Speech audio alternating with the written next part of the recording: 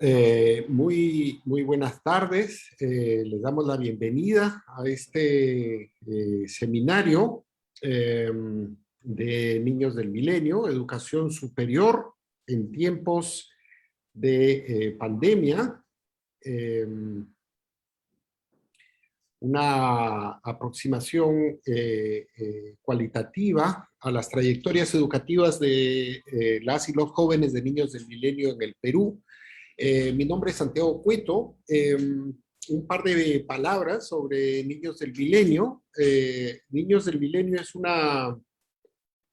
estudio longitudinal que nos ha permitido seguir las vidas de alrededor de 3.000 niños y niñas desde el 2002, cuando un grupo de ellos tenían 1 año de edad y otro grupo tenían 8 años de edad. Entonces ya han pasado casi 20 años y entonces los hemos visto crecer y en algunos casos pues acceder a la educación superior, cosa que todavía es posible solo para una minoría en el país, como sabemos, ¿no?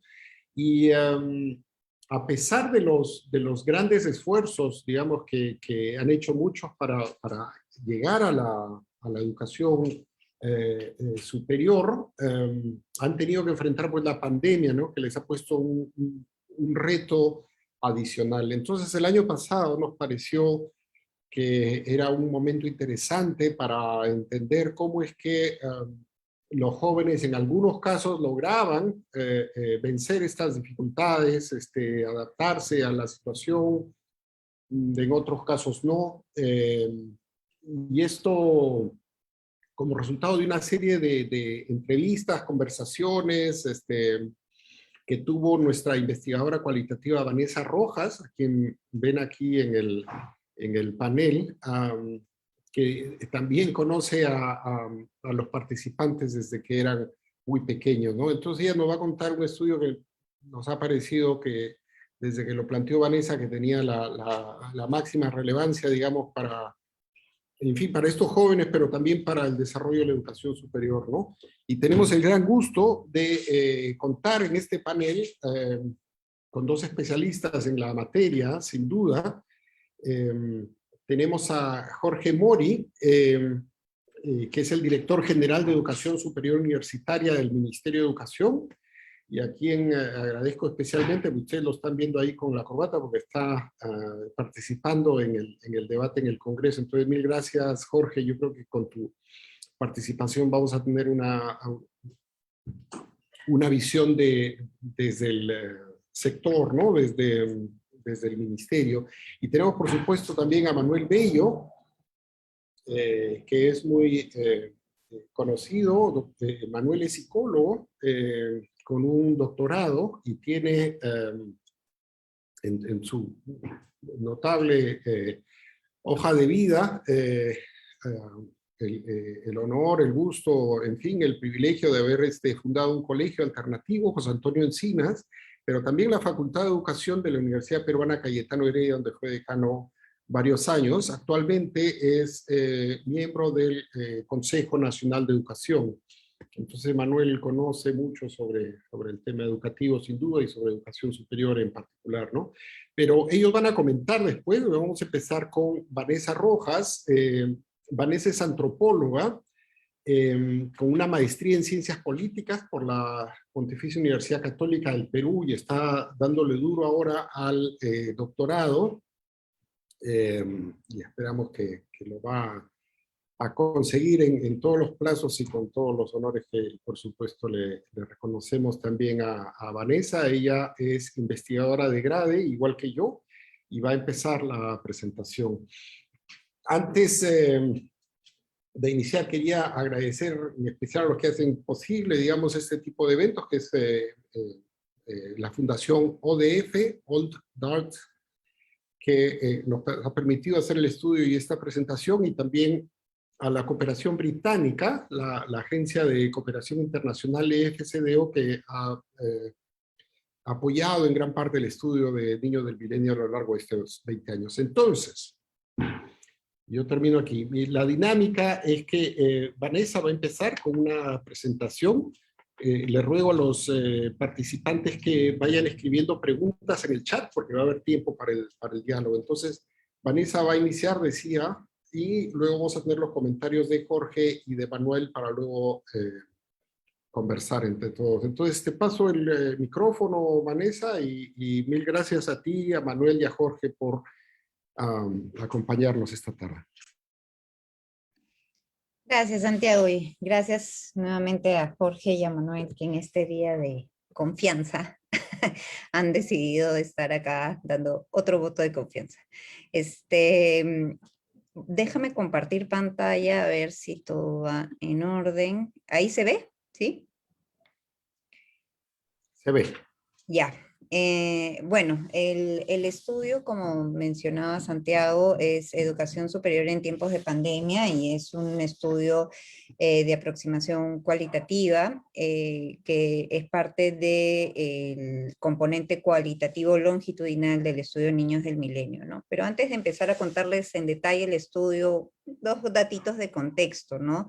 De lo que venía sucediendo un poquito con la educación superior en el país, y es que había un incremento en los últimos años en la asistencia a la educación superior, ¿no? Entre el 2001 y el 19, hubo un incremento del 38 al 77%, ¿no? Situación muy positiva, y además se veía desde digamos, desde el Estado una voluntad también por apostar por la mejora de la educación superior, y ahí creo que ha jugado un papel fundamental la SUNEDU, ¿no? Para regular el incremento, pero también la calidad del servicio universitario principalmente, ¿no? ¿Qué, digamos, medidas se tomaron el año pasado frente al COVID-19 en relación a la educación superior, que, como saben, cerró escuelas, pero también cerró institutos y se tuvo que abrir a modalidad virtual, ¿no? Medidas que Jorge también ya nos ha comentado en algún momento previo en el que hemos podido conversar con él han sido, por ejemplo, la asignación de presupuesto a las instituciones de educación superior para permitir digamos, que tengan, digamos, plataformas, pero al mismo tiempo para a facilitar el acceso de algunos estudiantes a educación superior, ¿no? Se han otorgado además becas para garantizar la permanencia de estudiantes de estudiantes vulnerables, como la beca continuidad, la beca permanencia.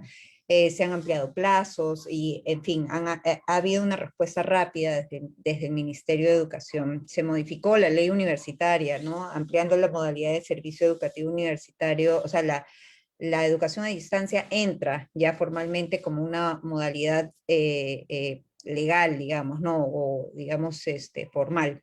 Se publican orientaciones para asegurar el servicio y la calidad de no solo de universidades, sino también de institutos, y estas son resoluciones ministeriales que fueron saliendo durante el 2020, ¿no? O sea, sí hubo una respuesta y un avance rápido de parte del Estado, pero la emergencia sanitaria, como sabemos, se produjo en un contexto de desigualdad, ¿no? Y en tanto eso, el modo, digamos, eso termina por afectar de alguna manera la trayectoria de los jóvenes que están en posición más vulnerable, ¿no? En tanto barreras de acceso y continuidad.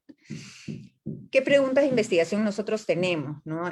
¿Cómo las y los jóvenes en entornos rurales y urbanos del Perú, que eran parte de esta muestra pequeña, estaban cursando educación superior en el 2020, enfrentaron los múltiples retos educativos impuestos por el COVID-19? Si se pudo continuar, si lograron adaptarse, cómo lo hicieron, qué contribuyó a que lo lograran o no, y de qué manera todo este contexto tan complejo y puso en riesgo las oportunidades educativas o postergó los planes educativos futuros de los jóvenes con quienes podíamos conversar.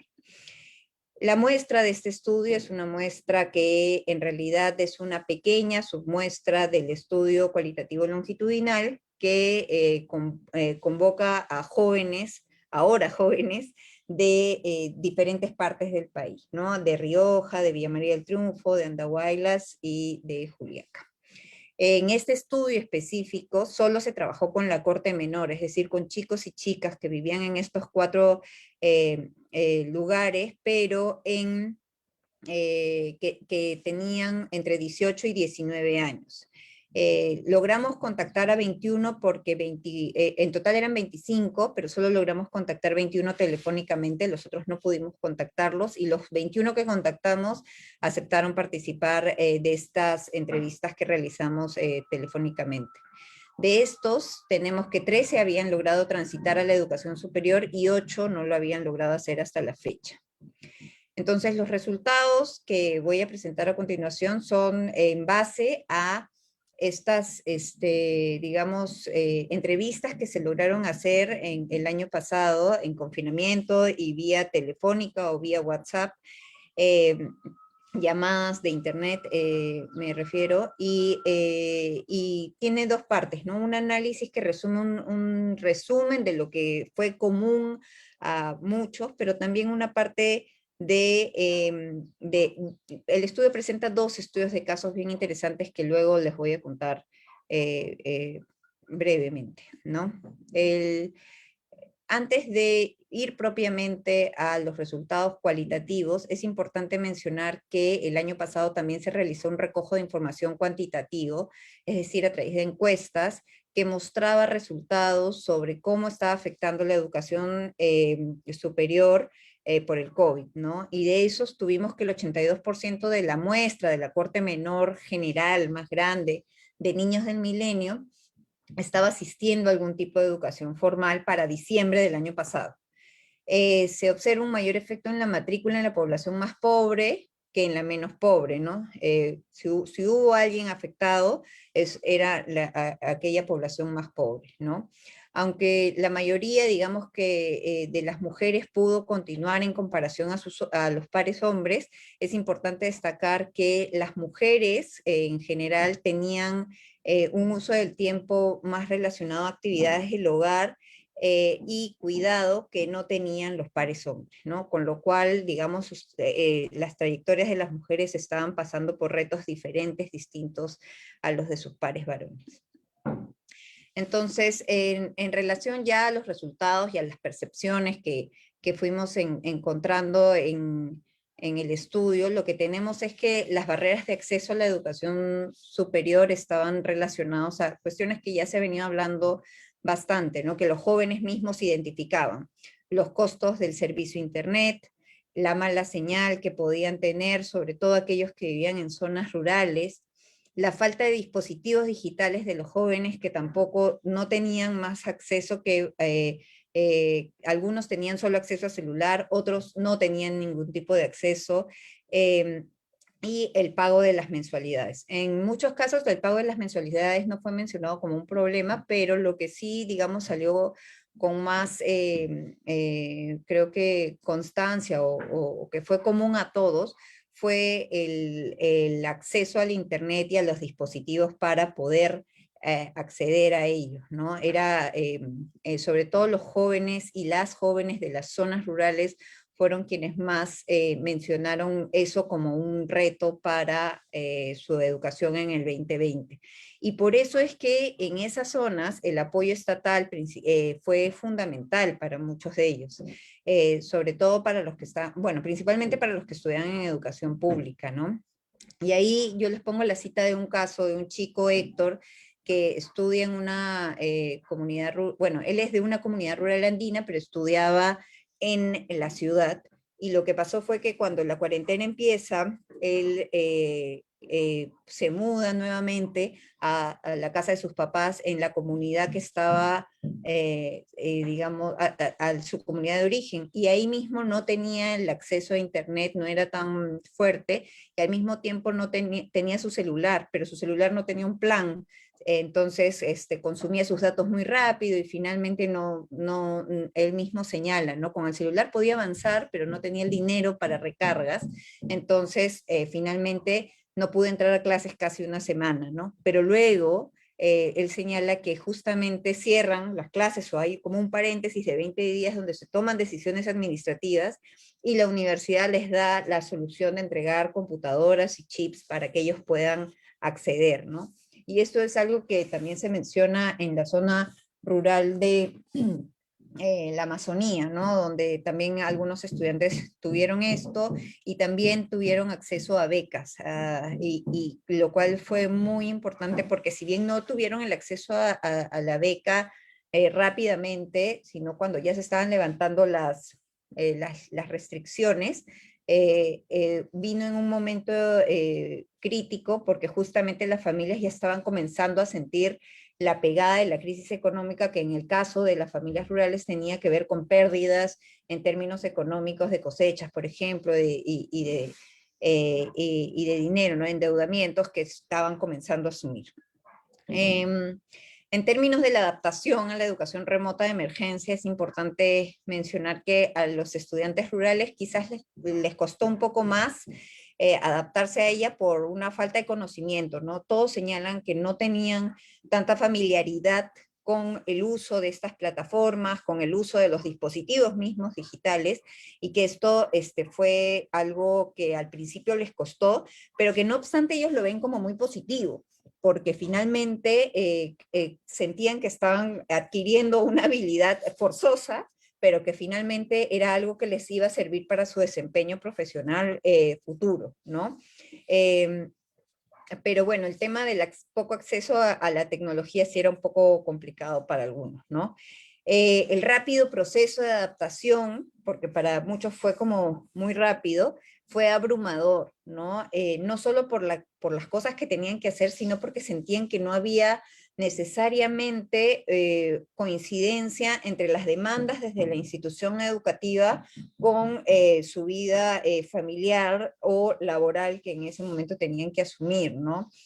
Por ejemplo, Daniela nos señala, ¿no? O sea, ella se sentía cansada, que antes sí en las clases presenciales tenían trabajo, pero como ahora el docente piensa que como estamos en cuarentena, en pandemia, estamos en casa sin hacer nada, ¿no? Entonces nos dan un montón de trabajos y más trabajos que explicarnos, ¿no? O sea, antes nos dejaban trabajos, pero con un plazo largo, y ahora nos dejan con plazos muy cortos. Y ese sentido de estar abrumados, de tener sobrecarga, era mencionado también por mujeres, ¿no? Por otras mujeres que además tenían que asumir cargas extra en su casa, como vemos más adelante, ¿no? Otra cosa que también salió como preocupación o reto que los chicos tuvieron que enfrentar con las clases virtuales, aquellos que estaban cursando educación virtual, fue que sentían que las clases en algunos casos no eran dinámicas, que los docentes no necesariamente estaban preparados para este tipo de dictado de clases, y que todos se limitaban a hacer un discurso sin mayores herramientas, ¿no? Era como una clase presencial, pero no siendo presencial, lo que generaba en algunos casos quizás desmotivación para acceder a las clases, ¿no? Entonces sí sentían que habían docentes muy preparados, pero también habían docentes que no necesariamente estaban preparados para ello, y que incluso limitaban mucho la participación porque sentían que el tiempo se les iba muy rápido en sesiones de Zoom, en sesiones diferentes que tenían digamos, mientras dictaban clases, ¿no? Que es básicamente la cita que está acá al costado que señalo de Isabel. Los cambios en las vidas de los jóvenes a partir de la educación virtual, bueno, lo positivo era que ahora sentían mayor acceso a recursos virtuales, que era algo que habían aprendido, pero los jóvenes de educación superior técnica sí se veían como que muy preocupados respecto a su futuro. Sentían que, digamos, el hecho de no poder estar teniendo una educación presencial podría estar teniendo un impacto en su educación y en su formación, porque no estaban justamente cumpliendo con las prácticas profesionales que se requieren para ser un técnico en la carrera que estaban ellos llevando, ¿no? Entonces, algunos sentían que estaban llevando un cursito, otro cursito, otros sentían que querían hacer las prácticas, pero que no podían, y que si iban a hacerlas, estas no iban a ser convalidadas porque todavía no se había abierto la posibilidad formal desde el ministerio, ¿no? Pero sentían que eso sí iba en contra de su motivación, pero también de su aprendizaje mismo, ¿no? Y bueno, lo que ya justo les estaba comentando, ¿no? Que las jóvenes mujeres sí mencionaron en particular que la educación virtual significaba para ellas una doble carga o una carga mayor en relación a actividades domésticas y de cuidado, ¿no? Que es lo mismo que se mencionó o que se encontró a partir de la encuesta de niños del milenio en el 2020, ¿no? Aquí era una particularidad que encontramos fue que, por ejemplo, las chicas de zona rural, normalmente cuando van a acceder a educación superior universitaria o educación superior técnica, lo que hacen es migrar, pero ante la cuarentena y el cierre de actividades, lo que hicieron fue retornar a sus comunidades de origen o a sus lugares de origen, y eso generó la carga doméstica que ellas sentían, ¿no? Porque no estaban ya en un cuarto solas, ellas llevando su educación, encargándose solo de ellas, sino además de el cuidado del hermano menor, del cuidado del hermano mayor, que también había migrado a la casa, etcétera, ¿no? O sea, realizando otras labores que excedían a sus, digamos, que las excedían en tiempo y que sentían que no estaban dedicándole suficiente a su educación, ¿no? Como que menciona Lupe, que incluso es urbana, ¿no? Que también le pasó, ¿no? Ella señala, por ejemplo, que en casa tenía que tomar varias medidas, ¿no? Poner horarios para hacer algunas cosas en casa porque tenía obligaciones y ahora tenía que, además de ver por las obligaciones de casa, cuidar a sus hermanos con sus tareas, ¿no? Y ahí había toda una serie de negociación a nivel familiar con sus padres. Y bueno, otro tema que era lo que les contaba, era que el estudio longitudinal nos ha permitido como recoger o poder hacer el análisis ya no solo de las percepciones de lo que todos mencionaron y las cosas en comunes, que era lo que yo les mencionaba, sobre cómo ellos sentían que les estaba afectando la pandemia o el COVID en relación a su educación, sino que nos permitía ver justamente cómo estas trayectorias a lo largo del tiempo habían sido golpeadas de alguna manera por el COVID, ¿no? Entonces, cuando, por ejemplo, nosotros fuimos en el 2007 y conocimos por primera vez a esta corte, ellos estaban más o menos entrando a educación primaria. Y ahora que los estábamos volviendo a conversar, los hemos entrevistado en varias ocasiones, pero en esta que la estábamos entrevistando, ya estaban en educación superior, ¿no? Entonces hemos podido recoger toda su trayectoria educativa. Y por ejemplo, aquí en el documento, si se lo descargan, van a ver dos estudios de caso que trata de recoger justamente esa información longitudinal para ver justamente cómo es que el COVID potencia el riesgo de la deserción educativa, a pesar de los esfuerzos que familias pobres y en condición muy vulnerable habían tenido o habían venido haciendo a lo largo de los años, ¿no? Por ejemplo, hay un caso de Gabriela que les cuento rapidito, que ella, digamos, desde que entró, continuó en sus estudios a pesar de las limitaciones en términos socioeconómicos que su familia enfrentó.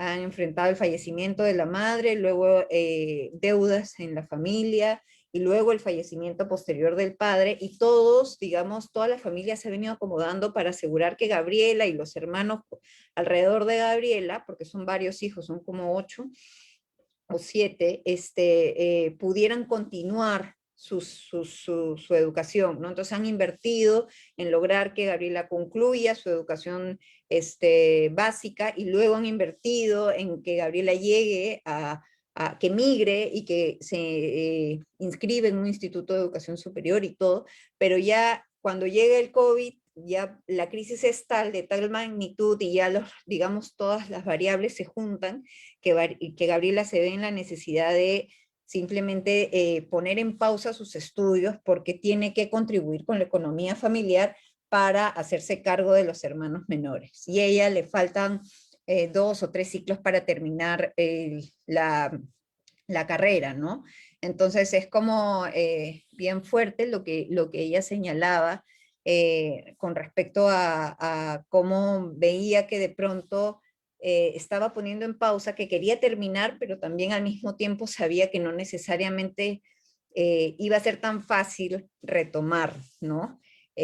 Para ella, aquí ella dice, ¿no? O sea, fue una preocupación, pero no me quedaba de otra, ¿no? Teníamos que trabajar en lo que necesitamos, porque sí, no, todo está fregado para hacer prácticas en esta pandemia, no había dónde hacer, el pueblo, la cosecha ya había terminado, ya pasó, estar en el mismo pueblo sin estar con trabajo, sin sacar fondos, no se puede estar ahí dando vueltas, la necesidad es grande, tuve que buscar dinero. Y yo, como grande, también debo apoyar a mis hermanos, ¿no? Y ella, Gabriela, es como les contaba, una familia de recursos escasos, pero que al mismo tiempo su familia optó por inscribirla a un instituto de educación superior privado, ¿no? Entonces, que no necesariamente podía responder o evitar o darle protección a Gabriela frente a una crisis como esta, ¿no? Y finalmente, algo que también recogemos en el estudio es la postergación del inicio de la educación superior debido a la pandemia, ¿no? Como ustedes les conté al inicio, habían 8 chicos que no habían podido ingresar, pero estos 8 que no habían podido ingresar a ningún tipo de educación superior sí lo mantenían como parte de su aspiración. Y de hecho, al conversar con ellos, muchos sintieron que la pandemia había puesto en postergación, pero ya en una postergación muy riesgosa, ¿no? Porque sentían que desde que habían concluido la educación básica, muchos estaban trabajando para poder acceder, ahorrar y poder acceder a una educación superior pública, privada o técnica o universitaria, pero que al llegar la pandemia habían tenido que gastar sus ahorros para poder, digamos, solventar, contribuir con la economía familiar y con ello dejar a un lado,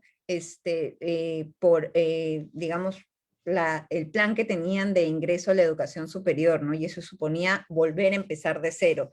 Y eso generaba, para ser sinceros, una sensación de malestar, de angustia, de preocupación, ¿no? Sentían que era un año perdido, ¿no? Y que no sabían si es que iba a ser fácil recuperarse de eso, ¿no? El riesgo crecía conforme la crisis se alargaba, ¿no?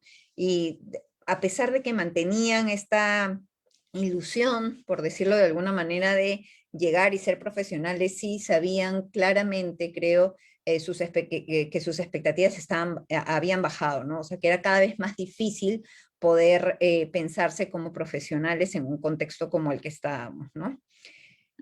Y ya simplemente para ir cerrando, 2 diapositivas más sobre las conclusiones y las recomendaciones, que aquí son algunas nada más y muy breves. Es que mal que bien las instituciones respondieron, las públicas y las privadas lograron adaptarse rápidamente, algunas más rápido que otras, la verdad es que fue muy variable, algunas fue rapidísimo y en otras instituciones nacionales, o sea, públicas, también hubo adaptación rápida, pero en las de, por ejemplo, Rioja, la adaptación fue rápida en instituciones públicas, pero en la institución pública de Puno no fue así, ¿no? Al contrario, fue mucho más lento, cierres constantes, y de hecho, cuando logramos hacer la entrevista recién en octubre, recién tenían 2 semanas de haber empezado la institución, ¿no? Entonces había mucha variabilidad, pero igualmente lograron acomodarse de alguna u otra manera a eso, ¿no? Ahora, claro, también eso supone, creo, revisar temas en relación a la calidad del servicio, a la formación docente de la que hemos hablado, ¿no? El tránsito y la adaptación a una modalidad de educación virtual tampoco ha sido, así como no ha sido igual para las instituciones, tampoco ha sido igual para los estudiantes, y los retos sin duda han afectado más principalmente de lo que hemos podido ver a las mujeres que son de condición socioeconómica más baja, ¿no? También a los jóvenes varones, pero creo que las mujeres, en tanto que tienen que lidiar con responsabilidades domésticas en casa, tienen otro tipo de retos, ¿no? Un punto importante de mencionar es que la respuesta del Estado para asegurar la continuidad ha sido, me parece, fundamental, ¿no? Eh, porque muchos de estos chicos de zonas rurales, es muy probable, y de acuerdo a sus propias percepciones, hubieran desertado de la educación o la hubieran suspendido con probabilidad alta de retirarse de ella por completo, si es que no hubieran tenido este soporte, ¿no? Situación por la que no necesariamente pasaban aquellos jóvenes que estaban estudiando en una educación superior técnica o educación privada universitaria, ¿no? Por más de que las becas incluyen a educación privada también, pero como que estos jóvenes no se veían parte de, digamos, no veían como la beca como algo que necesariamente los iba a beneficiar a ellos, ¿no? Que era para más pobres. Se percibe una falta de los jóvenes, algo que es bien importante es que si hay una claridad en la percepción sobre una falta de la adecuación o flexibilidad a los contextos, ¿no? Donde está, ya dije, la carga educativa, el cuidado y hasta el trabajo, ¿no? Muchos han señalado que en contextos de crisis en los que tenías que optar o por trabajar o por estudiar, ibas a optar por trabajar, ¿no? Y que los horarios, digamos, que de clases se daban como en contextos que no reconocían que el chico se había mudado a su comunidad rural donde ahora tenía que asistir a la chacra a hacer determinados trabajos, por ejemplo, ¿no? Y bueno, ahí queda la pregunta de qué y cuál es el rol que deben cumplir las instituciones de educación superior en relación a las garantías de equidad de género en la modalidad virtual, ¿no? Que es lo más saltante, me parece que se refuerza también de lo que veníamos ya señalando desde las encuestas. Y bueno, también algunas recomendaciones pequeñitas, probablemente hay muchas más, que es reforzar las políticas de protección social que se consideren en la continuidad educativa de todos los niveles, que las instituciones conozcan, digamos, a sus estudiantes para poder responder ante sus futuras crisis, ¿no? Que conozcan, me refiero a que conozcan la condición en la que se encuentran y que también hay un plan, digamos, para ver qué se puede hacer para evitar o contribuir a que la deserción no sea grande, ¿no? O no se dé en su instituto. Realizar una intervención territorial que reduzca la brecha digital con fin de contrarrestar la desigualdad, que es algo que se ha venido conversando mucho a lo largo de este año, y contar con una mejor evaluación y comunicación acerca de las medidas implementadas por las universidades e institutos para asegurar la continuidad de los estudiantes y sobre esa base mejorar las intervenciones, ¿no? Donde también está todo el tema de preparación a los docentes, formación a los docentes, que parece fundamental para estos jóvenes. Y bueno, eso es todo, y agradecer a las personas que nos han estado escuchando ahora, y ahora vuelvo con Santiago para que siga dando pase a la... Gracias. Sí, mil gracias, Vanessa. Has levantado temas, pues, digamos, de la oferta, de la calidad educativa, ¿no? Pero también de las características de los estudiantes y el empate que puede haber, digamos, entre ambas, ¿no? Vinculado sobre todo a pobreza y a género, es lo que más me ha llamado la atención. Jorge, ¿por qué no empezamos contigo? Jorge es un abogado de San Marcos, tiene más de 15 años de experiencia, ha trabajado en el Congreso como asesor, pero ahora afortunadamente dirige la Oficina de Educación Superior Universitaria del Ministerio de Educación. Entonces tal vez quieras comentarnos cómo ves el estudio con relación al tipo de iniciativas, programas, medidas de emergencia que me imagino que han tenido que adoptar, porque tú estabas en el puesto desde que inició la pandemia, si recuerdo bien. Te escuchamos, Jorge. Muchas gracias, Santiago. Muchas gracias también a Vanessa, y un saludo a Manuel y a Grade por la oportunidad. Bueno, en primer lugar, definitivamente que es un estudio sumamente importante y necesario, ¿no? Porque, digamos, la pandemia no solamente no ha terminado, sino que probablemente como país nos va a tomar un buen tiempo todavía atender las secuelas de lo que ha significado la pandemia para la educación superior en el país, ¿no? Entonces creo que generar evidencia, recoger información o data de lo que ha significado es sumamente importante para el Estado, para el país, así que yo en ese sentido primero quiero agradecer y felicitar a Vanessa por el estudio, porque creo que es muy pertinente para el momento en el que estamos, ¿no?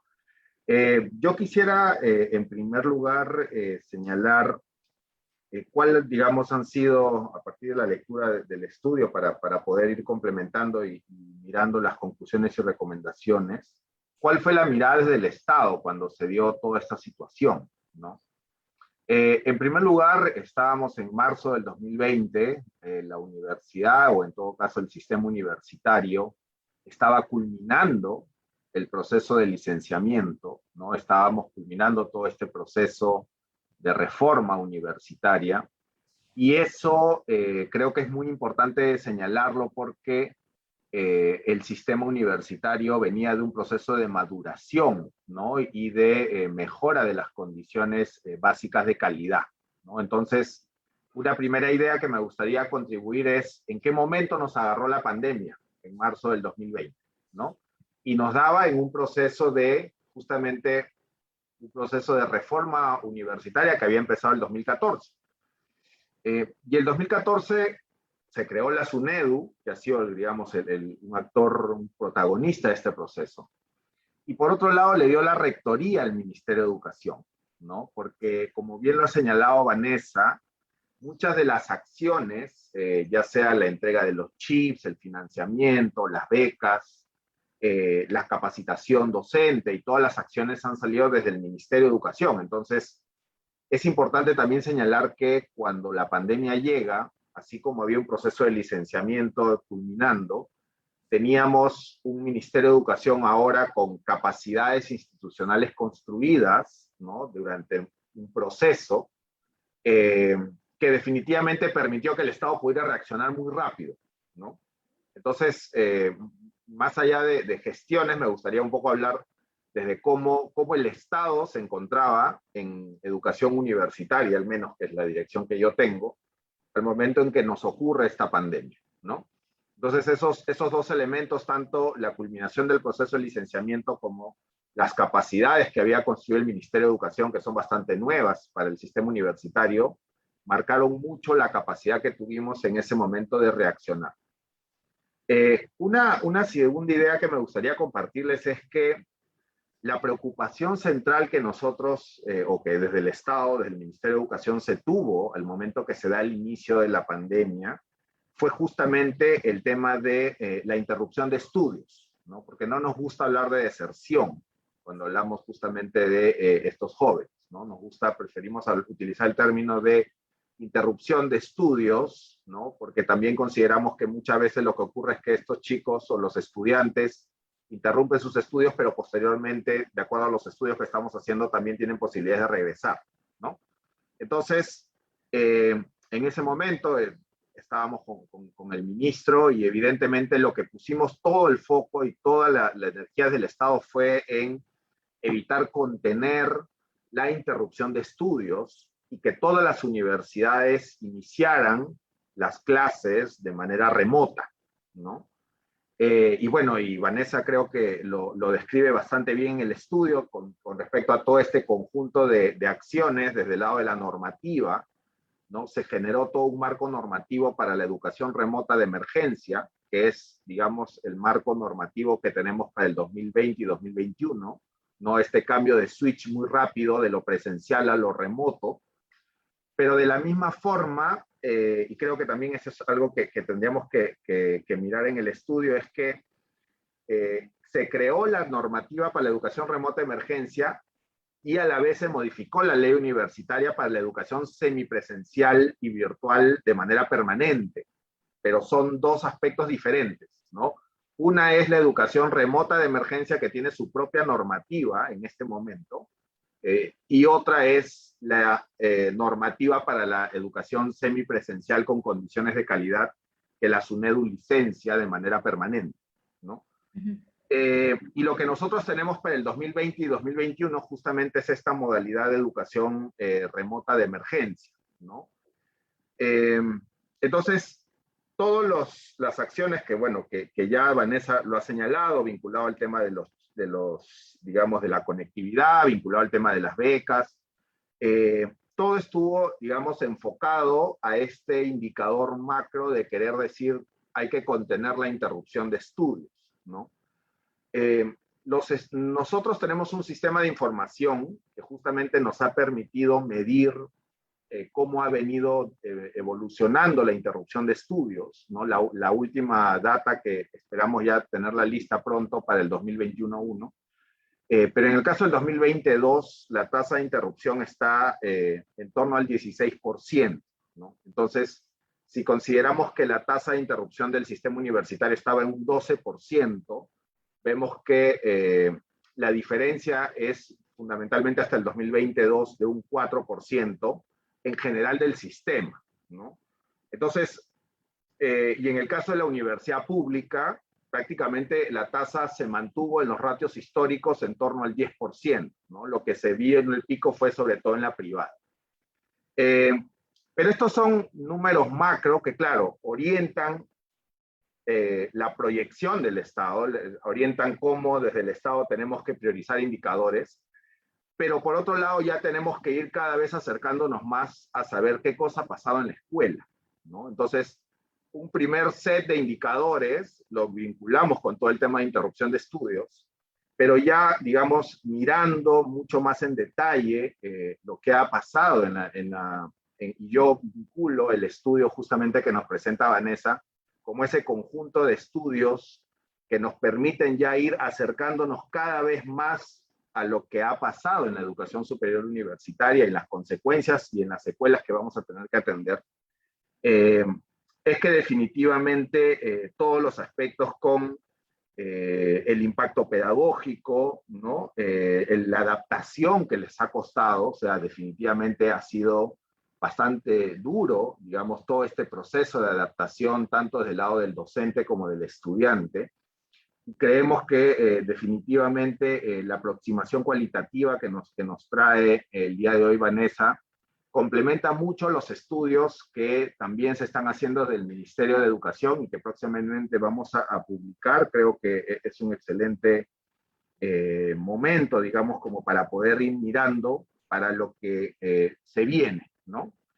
Entonces, ya mirando y entrándome ya a las conclusiones y recomendaciones, considerando el tiempo que me han dado para estos breves comentarios, me parece muy importante señalar que si bien el Estado ha tenido una capacidad de reacción para el ámbito universitario, creo que no, y eso podemos discutirlo, y lo hemos discutido en el marco de la Política Nacional de Educación Superior, creo que para el caso de los institutos o la educación técnica y tecnológica, el músculo no ha sido el mismo, ¿no? Y creo que eso es bien importante de corregirse, y eso se ha visto ya en el marco, como les digo, de la Política Nacional de Educación Superior y Técnico-Productiva, ¿no?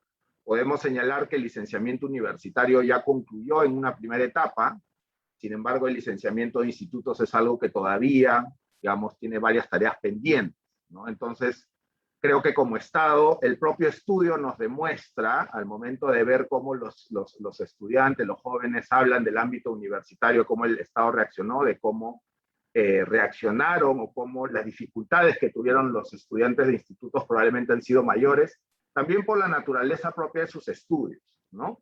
Pero creo que eso también es importante de anotarlo, sobre todo con el objetivo de seguir apostando por esta reforma de la educación superior de una manera integral, ¿no? Y simplemente un último comentario que creo que es importante saber es hacia dónde vamos, ¿no? O hacia dónde estamos yendo. Tanto el 2020 como el 2021 hemos tenido toda esta implementación de lo que se llamó desde el Estado la educación remota de emergencia, ¿no?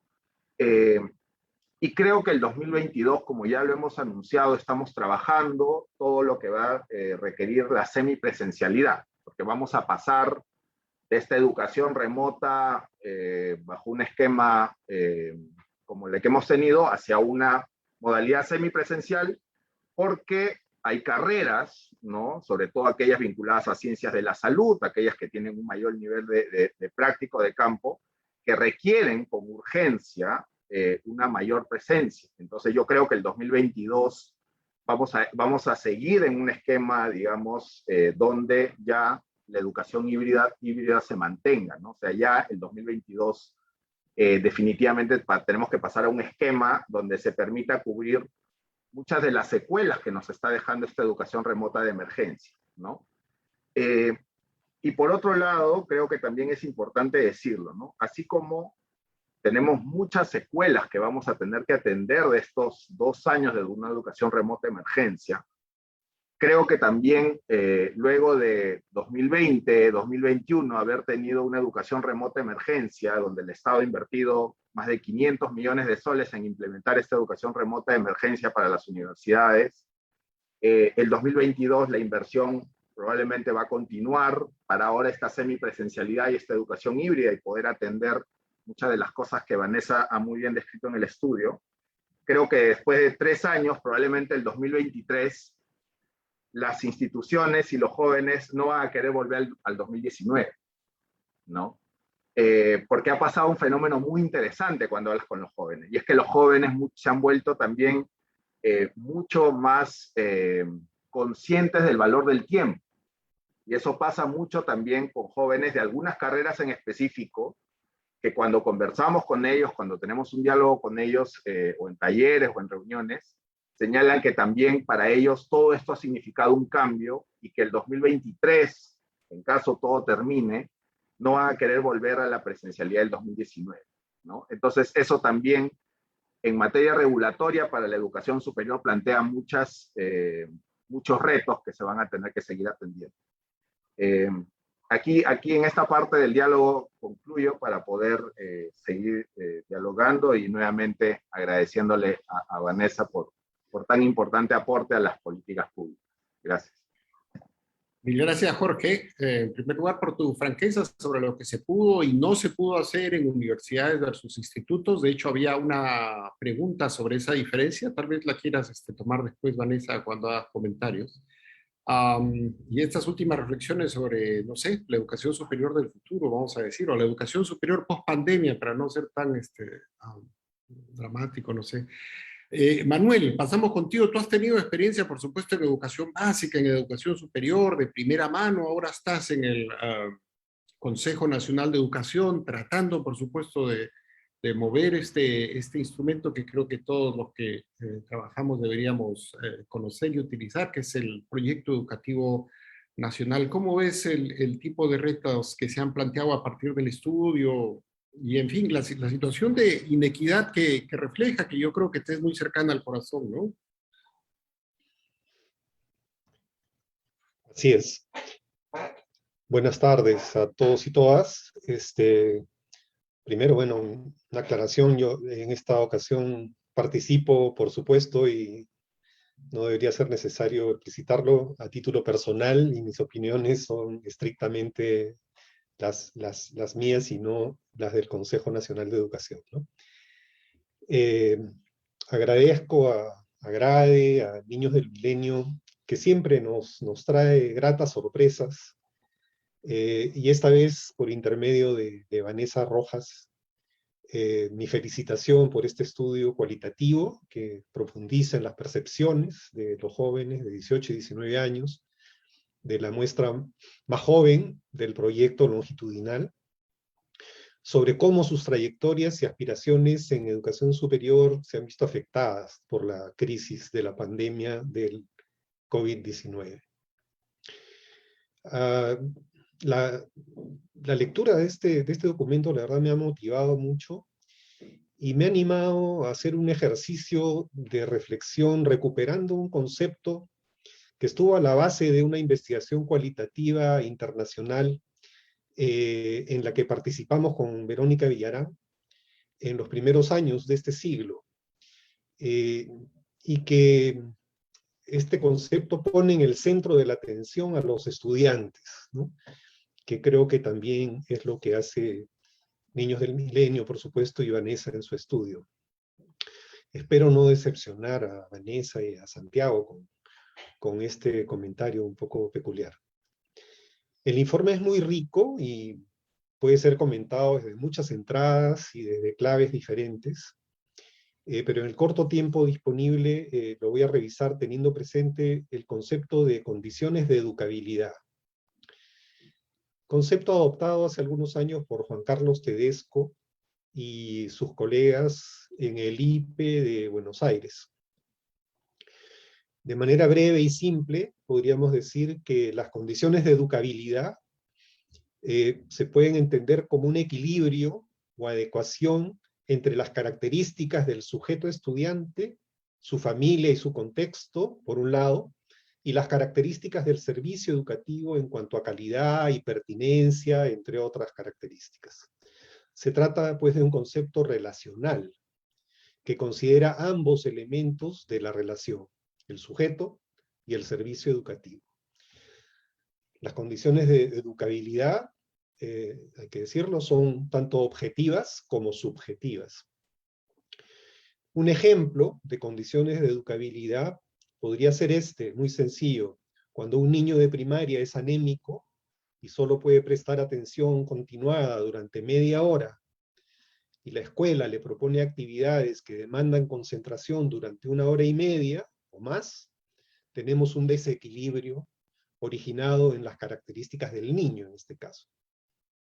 Por otro lado, cuando los niños de una escuela rural son monolingües, quechuas o aymaras o de alguna otra lengua originaria, y el profesor solo habla castellano, el desequilibrio en las condiciones de educabilidad se origina, en este caso, en el profesor y en el servicio educativo, no en los niños. En ese marco, podemos decir que el estudio de Vanessa Rojas nos muestra que las condiciones de educabilidad ya estaban desequilibradas desde antes de la pandemia, al menos para algunos de los casos de la muestra, y que el equilibrio para la educabilidad se volvió precario o se rompió en otros casos en el año 2020 como consecuencia de la pandemia de COVID-19. En efecto, suele suceder que en situaciones de crisis el equilibrio deseable en las condiciones de educabilidad se desmejora o se rompe, en especial para el caso de los estudiantes más pobres y vulnerables. La pandemia provocó, como sabemos, la crisis sanitaria que obligó a cerrar los centros educativos y a transitar a una modalidad de educación remota con recursos de la virtualidad. En este nuevo contexto, el acceso a Internet de buena calidad y la posesión de dispositivos tecnológicos para la comunicación pasaron a ser elementos esenciales de las condiciones de educabilidad, tanto para la educación básica como para la educación superior. En algunos centros educativos ya se usaban desde antes como complemento a la presencialidad, pero no era indispensable, y de hecho no se usaba en muchas de las instituciones de educación superior. Como reporta Vanessa en el informe, la situación inicial en este aspecto de la virtualidad era muy deficitaria y desigual en el Perú en 2017, cuando solo 23,9% y 31,3% de hogares a nivel nacional contaban con acceso a Internet y a computadoras respectivamente. Es decir, menos de un tercio de la población, de los hogares. En los hogares rurales, como siempre, la situación era mucho peor. El informe nos dice que los jóvenes entrevistados reconocen como un efecto positivo de la pandemia que en este periodo aumentó su acceso a Internet, con limitaciones mayores o menores según el nivel de pobreza, y también, pero también aprendieron a usar los dispositivos y a navegar mejor en Internet y en las plataformas de educación virtual. Al mismo tiempo, las instituciones de educación superior públicas y privadas a las que asistían los participantes, mal que bien, como dice Vanessa, lograron adaptarse y continuar brindando el servicio educativo de manera virtual, con bemoles y con diferencias, desigualdades. En este aspecto, entonces, el desequilibrio inicial fue muy grande en las condiciones de educabilidad, pero se logró reducir ese desequilibrio parcialmente, en parte, como ha señalado Jorge y también Vanessa, en parte gracias a políticas del Estado que otorgó recursos a los centros educativos públicos, por un lado, y a los propios estudiantes y docentes, por otro lado. Vanessa también reporta que la principal barrera para el acceso a la educación superior y la continuidad de los estudios era económica, ya desde antes de la pandemia. Existía la oferta del servicio educativo, pero en muchos casos las condiciones de educabilidad no se completaban al no contar algunos jóvenes y sus familias con los medios económicos para sostener y solventar los estudios. De 21 jóvenes de la muestra estudiada, solo 13 habían hecho el tránsito a la educación superior, pero 4 de ellos habían dejado de estudiar, 3 antes de la pandemia y 1 como consecuencia de ella. Los otros continuaban estudiando con esfuerzo y dificultades. Como hemos visto en los casos de Cecilia y de Gabriela, que ha mencionado Vanessa, la crisis económica familiar como consecuencia de la pérdida de empleos amenazaba la trayectoria educativa de los estudiantes. En el caso de algunos varones en situación de mayor pobreza, la obligación de trabajar para ayudar a la familia se suma a las restricciones económicas como limitación para dedicar tiempo y energía a los estudios. Las jóvenes mujeres, por su parte, llevan la mayor carga de aumento de tareas en el hogar y el cuidado de los niños en casa. Esta situación, en ambos grupos, daña las condiciones de educabilidad, en la medida en que los horarios de los centros educativos en su oferta virtual no se acomodaron a las posibilidades de estos estudiantes. Los jóvenes reportan, además, que los docentes aumentaron las exigencias de realización de tareas y redujeron los plazos para entregar productos, sin tomar en cuenta su disponibilidad real de tiempo por las obligaciones en el trabajo y en el hogar. En el plano subjetivo, los jóvenes se manifestaron preocupados por la vulnerabilidad del soporte económico familiar, que era o podía volverse insuficiente en cualquier momento. Aquellos que no estaban estudiando al momento de iniciarse la pandemia tenían la expectativa de hacerlo en un futuro cercano. Sintieron incertidumbre por el cierre de los centros educativos y por el deterioro de la situación económica de las familias. Algunos estaban ahorrando para estudiar y tuvieron que gastar sus ahorros, como son los casos de Eva y César en el estudio. Se sentían frustrados por la postergación de sus planes, pero aún así mantenían sus expectativas. Querían encontrar empleos para volver a ahorrar con miras a estudiar más adelante. Las condiciones de educabilidad en el contexto de educación remota o virtual también se vieron afectadas por la heterogénea calidad de la adaptación de los centros educativos a la educación virtual. Por un lado, las plataformas usadas. Por otro lado, las diferencias en la capacitación de los docentes para manejar las tecnologías y conducir las clases virtuales. Las pedagogías se vieron afectadas negativamente, según testimonios de los entrevistados, por la reducción de la interactividad, la realización de clases monótonas y poco participativas. Los docentes no se daban tiempo para responder preguntas y dudas de los estudiantes. Y las tecnologías mismas limitaban las oportunidades para, por ejemplo, la revisión de los trabajos que se realizaban en el momento de las clases y para retroinformar oportunamente a los estudiantes. Otro aspecto que destacan los jóvenes, en el caso de aquellos que estudian carreras técnicas, es que en la educación virtual no encuentran oportunidades para realizar las prácticas que son esenciales en sus carreras. Finalmente, los jóvenes entrevistados aspiran a que se reanuden las clases presenciales por los problemas que enfrentan en el contexto de la educación virtual.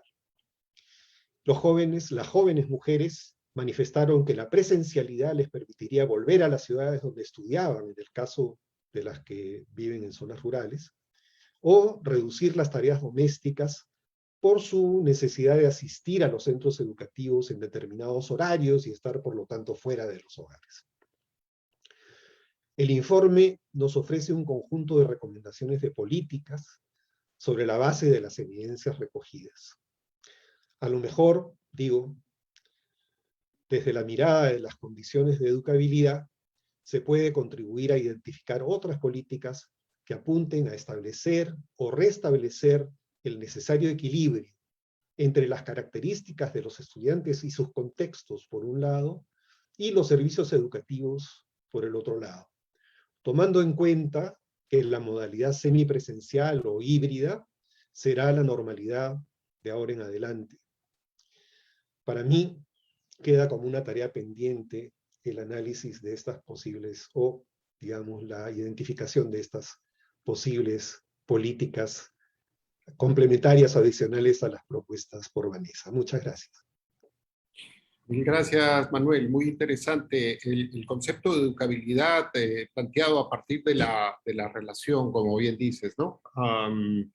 Y no simplemente de estimar si un niño es educable, que sería, por supuesto, una visión errada. De hecho, recordar también en el campo de discapacidad y educación se habla mucho de las barreras que impide la educación de las personas. Creo que es un concepto más o menos afín, pero muy interesante. Yo entretenido, se me ha pasado un poco la hora, pero vamos a tomar un poquito más de tiempo para responder un par de preguntas. Vanessa, había una, y lo ha tocado un poco tanto Manuel como Jorge, que plantean las diferencias entre estudiantes que van a educación técnica y educación universitaria. En tu estudio, ¿cómo lo planteas, digamos, de una manera abierta, te pregunto? Sí, o sea, sí hemos, gracias Santiago, gracias Manuel, gracias Jorge por sus comentarios, la verdad me han gustado muchísimo porque justamente creo que han hecho no una lectura detenida del documento, sino que creo que va muy bien con todo lo que me alientan, creo, no solo a mí, sino a todos a seguir profundizando más en este tipo de investigaciones, ¿no? Justamente para un desarrollo de políticas públicas posterior. A ver, sí, sin duda es claro lo que señaló Jorge en un momento, ¿no? Que hubo una mayor capacidad de respuesta que fue evidente desde los mismos jóvenes de los que estaban estudiando en universidad frente a los que estaban estudiando en la técnica, ¿no? Y eso genera también mucha incertidumbre para aquellos que están en la técnica, porque no solo es un tema de retomar, sino que no saben, porque tampoco hay mucha comunicación con sus instituciones de qué va a pasar, o sea, cómo van a convalidar todo este tiempo perdido, entre comillas, para ellos, o cómo recuperarlo, o qué va a suceder, en todo caso, con sus propias carreras, ¿no? Entonces, sí hay un nivel, creo, alto de preocupación frente a aquellos estudiantes que están en estudios superiores técnicos sobre cómo no solo recuperar el tiempo perdido, sino también el tema de los aprendizajes, ¿no? Porque mucho de su carrera está muy relacionada a la práctica, ¿no? Entonces eso es bien importante de tomar en cuenta. Y otra cosa que ya aprovecho para ir respondiendo a lo que señalaban, o no responder, sino comentar también lo que señalaba Jorge y Manuel, es esto de tratar de entender qué tan desigual está el piso ahora en un escenario post-pandémico, ¿no? O sea, yo he señalado, bueno, post-pandémico entre comillas, porque todavía seguimos en pandemia, pero yo he señalado que hay mucha de parte de los jóvenes que viven, por ejemplo, en zonas rurales, como mucha percepción positiva respecto a ahora poder tener acceso a plataformas virtuales, ¿no? Lo ven como una oportunidad no solo de acceso, sino en adquisición de habilidades. Creen que si la pandemia no se hubiera dado, probablemente ellos hubieran tardado más en adquirir estas habilidades, cosa que es bueno, pero también es cierto que hay que tener en consideración cómo esta virtualidad ha afectado las diversidades de los estudiantes, de aquellos que ya tenían un conocimiento previo, de aquellos que no lo tenían, ¿no? Probablemente eso va a tener algún efecto en su propio desempeño también, ¿no? Y eso es algo que me parece que hace poco recogieron desde el Banco Mundial, ¿no? Que aquellos que ya tenían habilidades desarrolladas desde la virtualidad les iba mejor en responder a una educación virtual frente a los que no, ¿no? Y que ahí se estaba ampliando una brecha. Entonces, ¿cómo nuevamente equiparar el piso en estas diferencias, ¿no? Cómo considerarlo. Y también el tema en el que yo siempre insisto mucho es en el tema de género, ¿no? O sea, si vamos a seguir apostando por una semipresencialidad, o no apostando, sino que también es lo que nos corresponde hacer o lo que toca hacer, porque no podemos todavía retornar a una presencialidad donde sea, o bueno, ¿no? Donde la presencialidad no sea lo prioritario. Entonces, ¿cómo asegurar el tema de equidad de género, ¿no?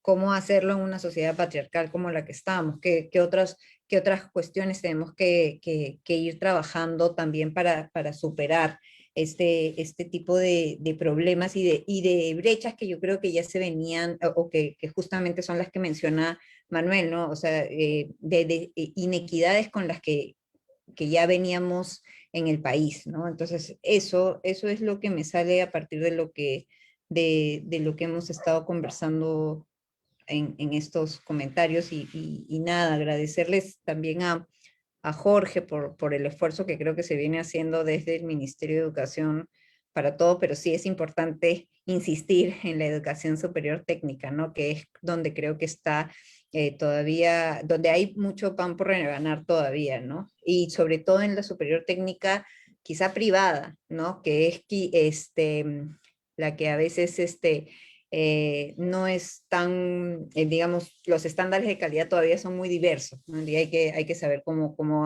ver y cómo atender eso. Y gracias, Vanessa. Voy a leer 3 preguntas de a ver si alguien tiene una reacción final. Hay una de Matilde Campuzmana que dice, ¿no es esta pandemia una situación demasiado cargada o no sé, incierta, repentina, trágica como para recoger datos que nos den una lectura real del proyecto Niños del Milenio? Esto casi me ha asustado a esa, no sé, tal vez sea Asociación Libre, pero esa canción de Silvio Rodríguez que dice la ciudad se derrumba y yo cantando, o la ciudad se derrumba y yo investigando, ¿no? Pero en fin, hay otra de Walter Chirinos que creo que la tocaste un poco, Vanessa, que dice, dentro del estudio realizado se han encontrado casos de afectación positiva y el acceso a Internet puede ser realizado, puede ser considerado dentro de esto. Pero hay otra que me ha dejado pensando, no tengo el nombre, disculpen, pero dicen, ¿se podrían señalar algunas características de la imagen de su futuro que están formando los y las jóvenes en el marco de la pandemia? A menudo hablamos de aprendizaje nada más, pero esto, la imagen del futuro me dejó pensando, no sé quién se anima a comentar alguna de estas y con esto podemos cerrar.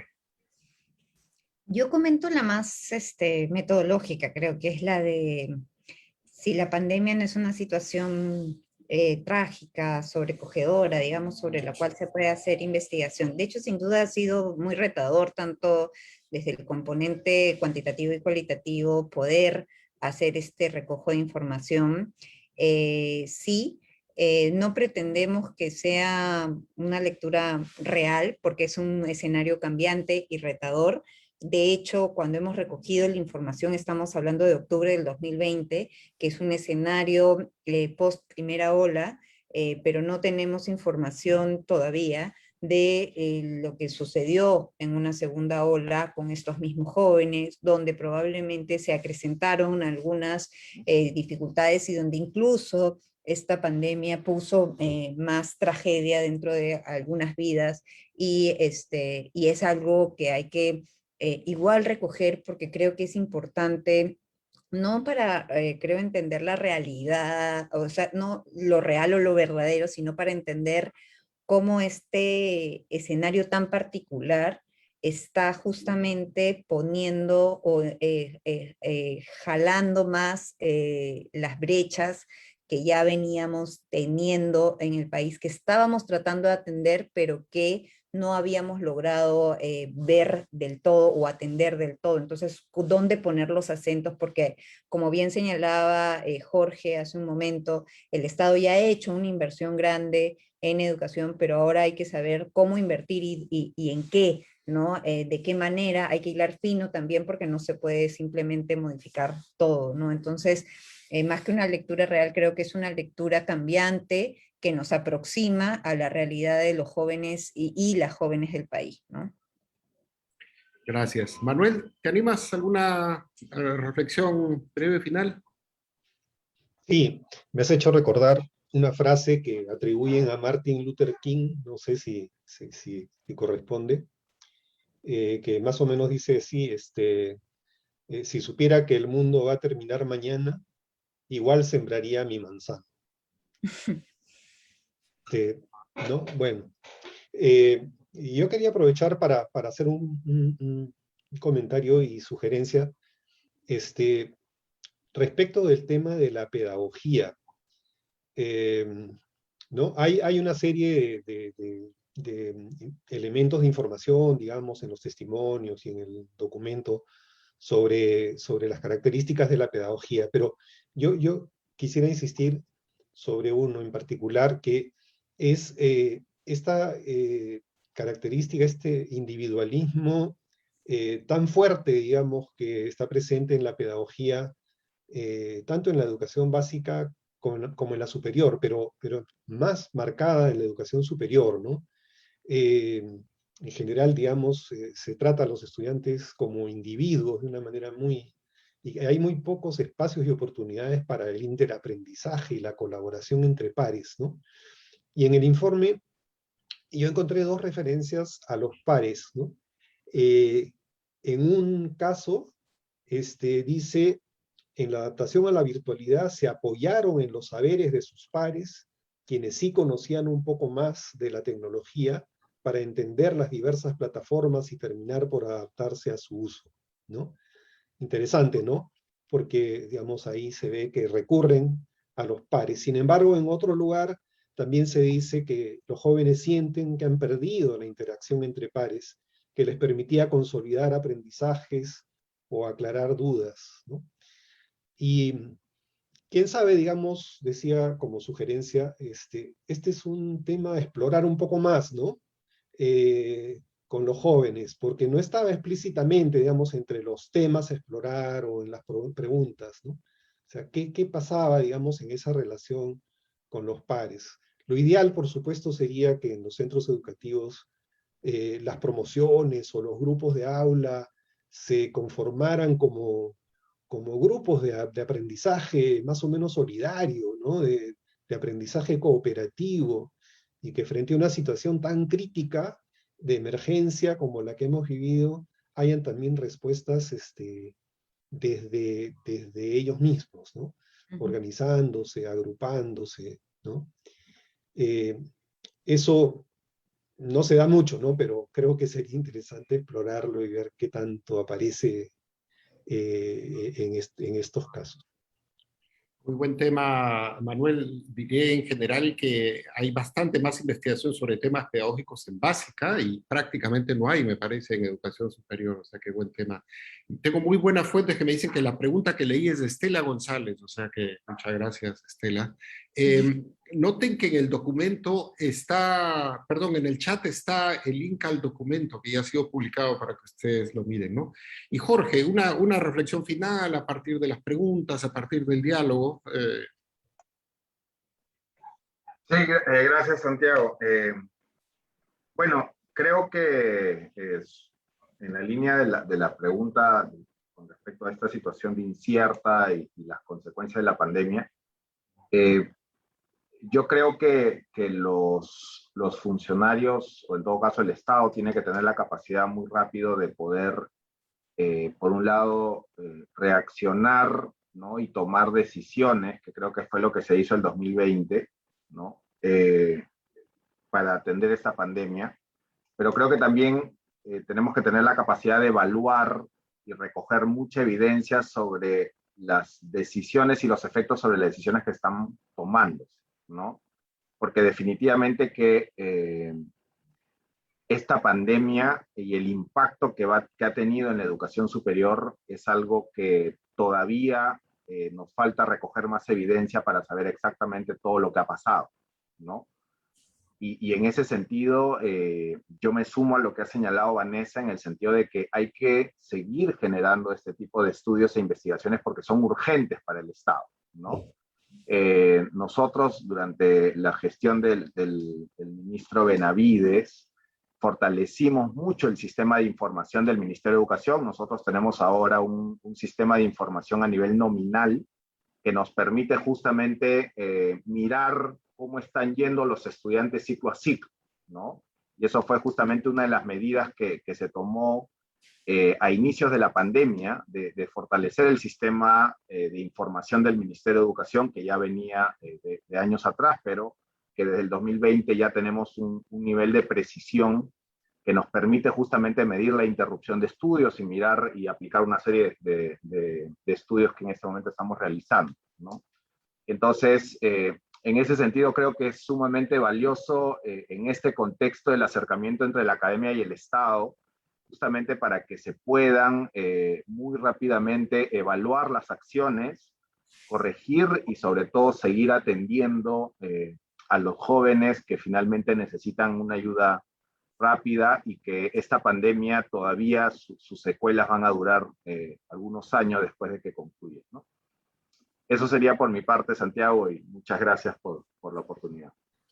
Mil gracias a todos. Les pedimos una hora y hemos tomado un tercio más, pero yo creo que ha sido muy provechoso. Para mí, por lo menos, ha sido muy estimulante.